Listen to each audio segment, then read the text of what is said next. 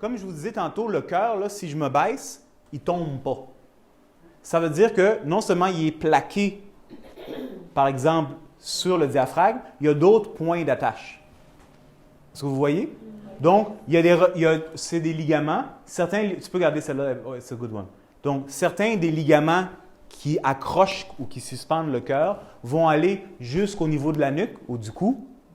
Par défaut, le cœur, comme vous pouvez le voir très bien ici, il est encadré par les poumons. Donc, il y a une relation directe avec les poumons. Les poumons sont dans leur sac. Le poumon gauche dans son sac, le poumon droit dans son sac, le cœur dans son sac, les trois assis sur le diaphragme. Tout ça, c'est en interaction. Et il y a des ligaments, des fascias qui mettent tout ça en relation pour que tout glisse et tout soit smooth. Donc, quand j'ai une tension au niveau cardiaque, ce n'est pas seulement le cœur qui réagit. Maintenant, on regarde ça, c'est par défaut poumon gauche, poumon droit. Chacun des poumons a des lobes. Là, on rentre dans les détails puis on se perd, ça ne sert à rien. Mais vous comprenez. Et ce que je vais ajouter à tout ça, c'est que ton cœur, il n'est pas suspendu dans l'air. Il est attaché par quelque chose. Il y a des ligaments qui mettent le cœur en relation directe avec les cervicales. Yeah? OK, donc, maintenant, moi, j'ai une expérience. Ça tire. Si ça fait ça ici, là, bien, généralement, ça va faire ça ici. Est-ce que c'est évident, oui ou non? Si je rapetisse mon T-shirt, ça va tirer comme ça. Ça va vouloir se fermer. Pour pouvoir se contenir. Pour pouvoir, tu sais, comme quand tu as mal au ventre, là, tu te mets en boule. Bon, là, j'ai mal au chest. Les tensions tractent et créent une certaine fermeture. Right? Là, mais il y a des vertèbres en arrière. Donc, le cœur, les poumons, tout ça, ça se tracte. Les vertèbres, maintenant, se retrouvent à être dans une position de flexion. Elles sont plus par en avant que d'habitude. Oui ou non? Oui. Elles ne sont pas designées de vie, elles sont capables d'être en flexion, c'est-à-dire elles sont capables d'aller par en avant, c'est évident, mais elles n'ont pas été fabriquées pour être en avant tout le temps. Elles ont été fabriquées pour pouvoir aller en avant, faire ce qu'elles ont à faire, puis retrouver la position où est-ce qu'il y a un alignement, où est-ce qu'elles se supportent dans l'espace avec le plus d'efficacité possible. Là, maintenant, c'est coincé dans cette position. Donc là, tu invites la colonne vertébrale dans une flexion avant, du moins au niveau vertébral ici des dorsales, peut-être 3-4 vertèbres, elles sont toujours comme ça. Là, tu ne peux pas marcher comme ça, là, oui ou non? Tu peux, mais quand tu es vieux. Mais si tu es un jeune homme ou une jeune femme, non, tu vas compenser. Donc, qu'est-ce que tu vas faire pour compenser si tu es comme ça? Hein? Bien, je suis comme ça. Pour que je regarde, il va falloir que je fasse comme ça. Hein? Donc là, j'ai de la musculature au niveau de la nuque qui va commencer à s'engager plus fortement qu'elle aurait besoin dans la verticalité. C'est passif, c'est juste tonique. Là, ça va commencer à tirer un petit peu plus. Donc là, je creuse dans ma nuque. Est-ce que vous catchez? Bon, mais il y a des vertèbres là. Il y a la thyroïde là. Là, soudainement, tout se retrouve à être un peu dans un backbend. Vous voyez? Génial. Mais là, je ne veux pas me présenter comme ça. C'est laid, ça ne pogne pas. C'est pas bon pour ma survie. Je vais compenser avec une musculature qui va essayer de faire fondre l'apparence plus profonde, puis de compenser pour pouvoir montrer une rectilignité, que tu es droite. Donc, d'autres muscles plus superficiels, plus forts, le long de la colonne vertébrale, des pectoraux vont commencer à compenser pour pouvoir garder la façade d'être droit. Oui? Mais ça, c'est du travail. Ces muscles-là, ils n'ont pas été conçus pour faire ça. Vous catchez? C'est pas qu'il n'est pas capable de faire ça, c'est qu'il n'a pas été designé pour faire ça. C'est comme mon toaster, il n'est pas designé pour faire du chauffage à la maison. Je peux m'en servir. D'ailleurs, quand je fais des toasts, je me l'utilise en hiver. Mais ce n'est pas fait pour ça. Le muscle n'a pas été fait pour supporter la colonne vertébrale de cette façon-là. La job du muscle, ce n'est pas de te garder droit. Ce n'est pas sa job. La job du muscle, c'est de mobiliser ton corps dans l'espace pour générer l'action. Vous suivez? Donc là, j'ai des muscles qui doivent compenser, qui sont attachés aussi à des os.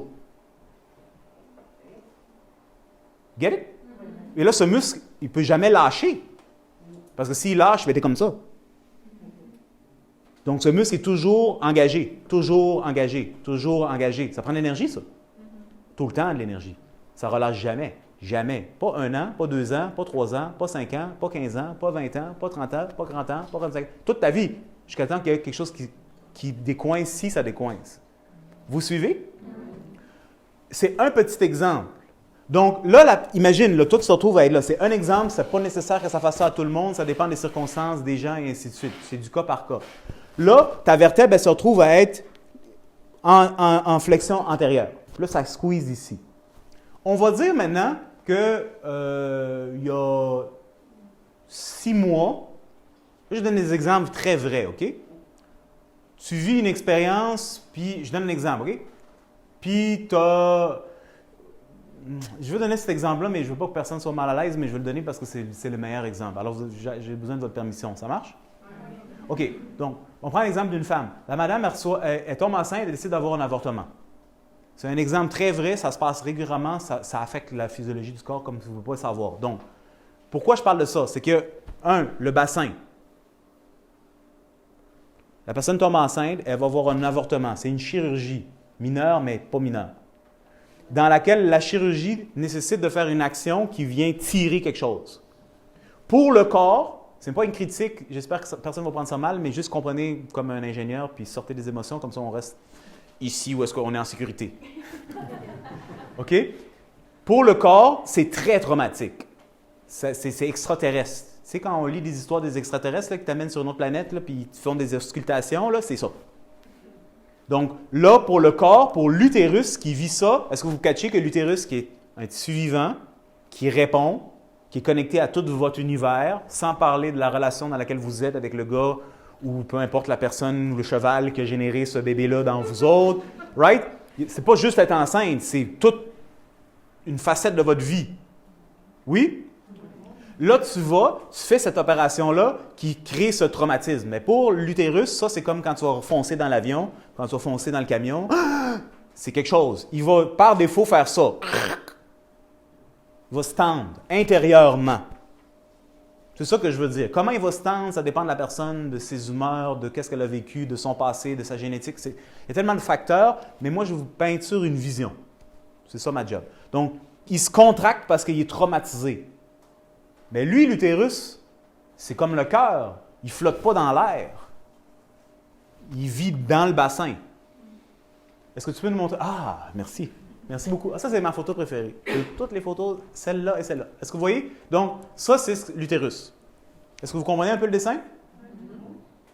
Oui? Quelqu'un qui ne comprenait pas, soyez pas gêné de dire « Je ne comprends pas cette affaire-là, c'est de la gouache. C'est quoi cette affaire? » Bon, encore une fois, c'est une coupe horizontale et on regarde d'en haut, puis les pieds seraient là-bas. So, ici, ça, c'est l'utérus. Ça, c'est la vessie. Ça serait l'avant du corps, la symphyse pubienne. Ça, c'est les vertèbres lombaires en bas. Tout le monde voit? Ça, c'est les côlons. Je vais rentrer dans les détails un petit peu plus tard. Oui? Tout le monde est avec moi? Jérôme? Est-ce que tu t'endors? C'est impossible que tu t'endors là même. OK. Everybody with me? OK. So, ça, c'est mon utérus. La première chose que je veux que vous remarquiez, c'est que cet utérus-là, comme votre cœur, il ne flotte pas dans l'air. Il est accroché. Et il vit dans un environnement. Donc, la première chose, c'est que, tout d'abord, il y a la vessie qui est juste là.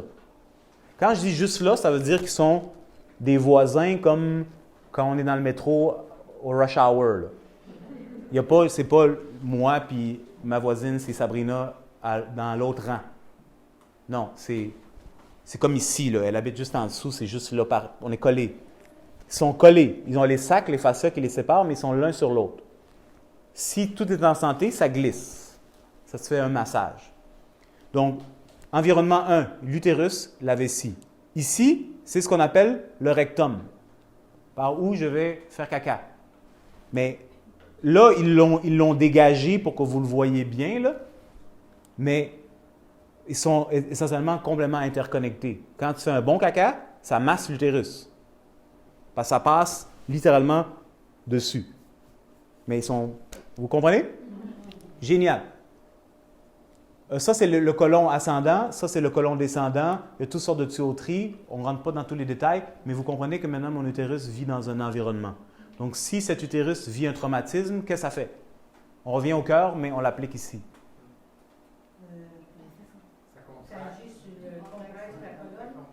Oui, toi, tu as sauté une étape, mais tu as tout à fait raison.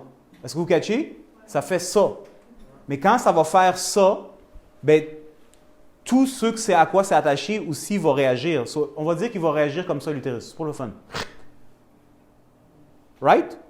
Ben, quand je fais ça, ben, je tire sur quelque chose. Je tire sur, là, vous ne le voyez pas, mais ces ligaments-là sont attachés aux iliaques. Ça, c'est les iliaques. Les hanches, grossièrement parlant. Ça. Donc là, ça tire sur les iliaques. Les iliaques sont connectés avec mon sacrum, qui est le bas de ma colonne vertébrale. On va le regarder tantôt. Donc, tout d'abord, ça tire sur les iliaques. Pour que je puisse avoir une bonne démarche, pour que je puisse marcher d'une façon aisée, pour que mon corps et la colonne vertébrale puissent transmettre les lignes de force de manière optimale. Le ground, c'est le sacrum et les iliaques qui sont connectés au bassin et aux hanches.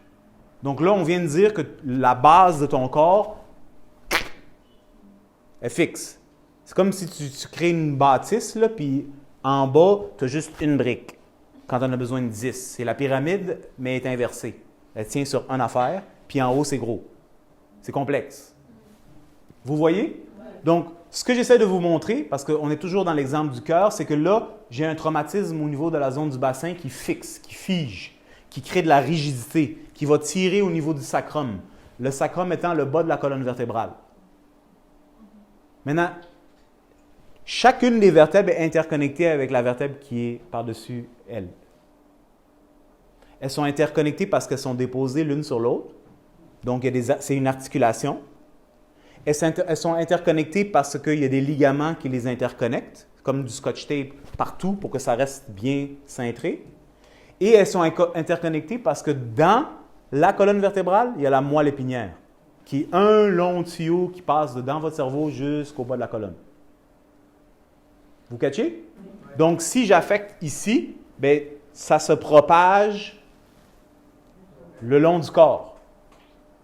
De différentes façons, dépendamment de ce qui se passe dans le corps. Mais tout ce que j'essaie de dire maintenant, c'est qu'originalement, j'avais une tension au niveau du cœur, flexion avant. Là, à ça, j'ai ajouté une tension et une rigidité au niveau du bassin, qui fixe ça, qui peut tracter le corps de toutes sortes de différentes façons, mais qui crée essentiellement plus de rigidité au niveau de la colonne vertébrale. Est-ce que vous suivez? Oui. Good. Imaginez maintenant que vous devez fonctionner avec un type de colonne vertébrale comme ça. Mettez-vous maintenant à la place de la colonne vertébrale pour un instant.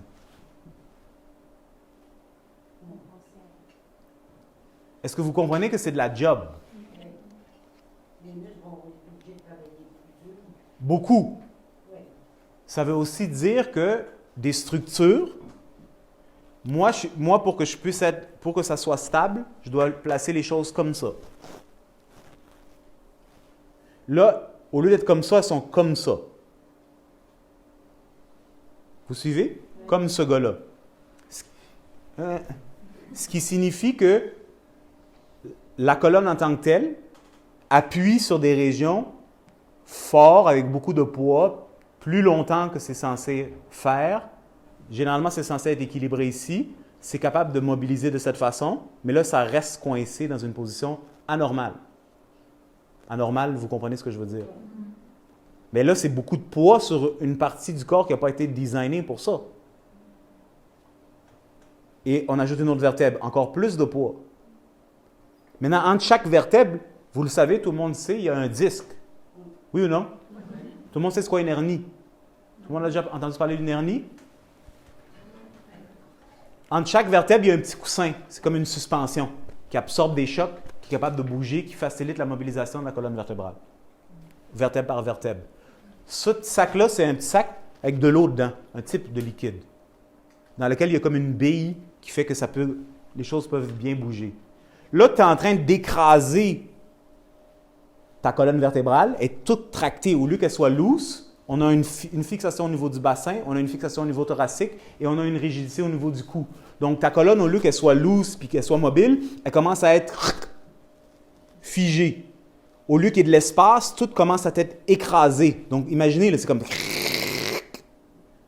Donc, il y a beaucoup de poids, ça contracte, ça squeeze. Ça squeeze. Et ensuite de ça, tu mets ça dans une position qui est... c'est physiologique dans le corps, c'est-à-dire c'est naturel, sauf que ce n'est pas naturel.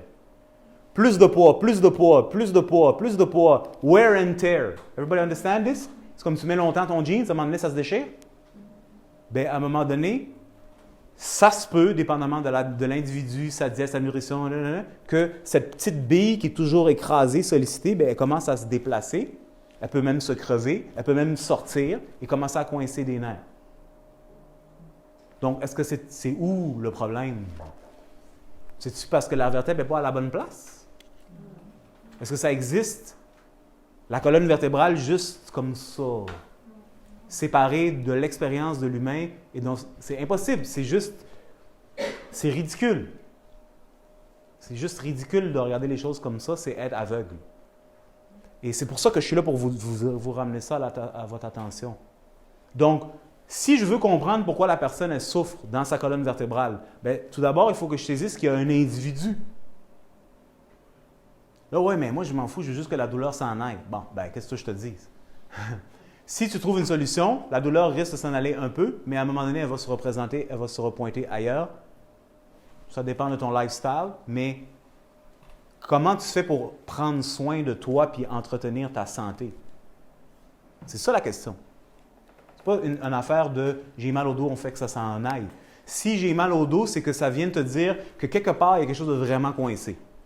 À un niveau ou à un autre, ça fait assez longtemps, puis là, ton corps en a eu assez. Là, c'était comme la goutte qui a fait déborder le vase. Quand l'inflammation se calme, tout le monde comprend le mot inflammation? Oui. Ça veut dire que là, j'ai mal au bout. Quand l'inflammation se calme, parce qu'éventuellement, elle va se calmer, généralement, si tu prends ça tranquille, c'est pour ça qu'on dit repose-toi, tu ne génères pas du mouvement qui ne sollicite pas l'articulation, qui fait qu'il y a moins d'acidité et par défaut, l'inflammation se calme. Donc, au lieu que le verre déborde, il revient juste à mon borderline. Donc, tu es toujours borderline. Puis quelque part, tu le sens. Mais là, parce que ton corps est intelligent et peut-être que tu as assez de santé et de vitalité, cette partie-là va se blinder un petit peu plus. Parce que là, je ne veux pas avoir mal là. Donc là, des muscles vont se tendre pour protéger la région plus spécifiquement, pour éviter de possiblement solliciter cette région de manière qui pourrait générer un problème. Donc, ça devient plus dur. Et, bien, quelque part d'autre, là, le problème va juste se propager ailleurs. On est dans une colonne vertébrale qui a perdu sa mobilité. Bien, qu'est-ce que ça, à un moment donné, ça fait mal, ça fait mal. Tu sais ce que je veux dire?